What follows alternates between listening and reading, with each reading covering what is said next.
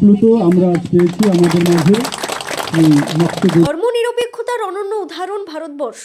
নানা জাতি ও ধর্মের মিলনভূমি দেশ। এখানে হিন্দু, মুসলিম, খ্রিস্টান, বৌদ্ধ সহ সকল সম্প্রদায়ের মানুষ নিজেদের উৎসবের পাশাপাশি একে অপরের আনন্দেও সামিল হন আন্তরিকভাবে। সেই সম্প্রীতির আবহেই কোচবিহারের নারায়ণী ব্যাটালিয়নের উদ্যোগে আয়োজিত হলো এক ইফতার অনুষ্ঠান।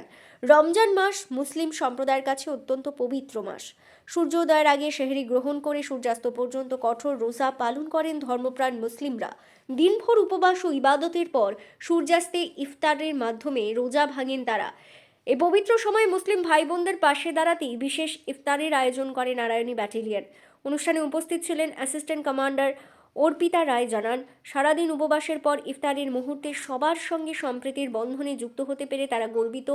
এমন উদ্যোগ সাম্প্রদায়িক ঐক্যকে আরও সুদৃঢ় করে, এমনটাই মত তার। Bureau news, ABN 24/7, Coochbehar. এখানে কি হচ্ছে ম্যাম? নমস্কার, আমি assistant commandant Narayani battalion Arpita রায়।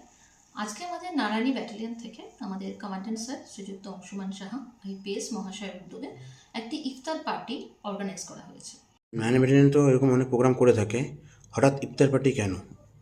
হ্যাঁ, ইফতার পার্টির প্রোগ্রামটা হঠাৎ না, এটা আমরা প্রত্যেক বছরই পালন করি এবং আমরা জানি আমাদের ভারতবর্ষ একটি ধর্মনিরপেক্ষ দেশ। এখানে হিন্দু ধর্ম, ইসলাম ধর্ম এবং খ্রিস্ট ধর্ম এবং বৌদ্ধ জৈন সম্প্রদায়ের যারা যারা আছেন প্রত্যেকের ধর্ম আমরা সাড়ম্বরে এবং সম্মানের সাথে সব অনুষ্ঠান, প্রত্যেক ধর্মের অনুষ্ঠান আমরা পালন করি।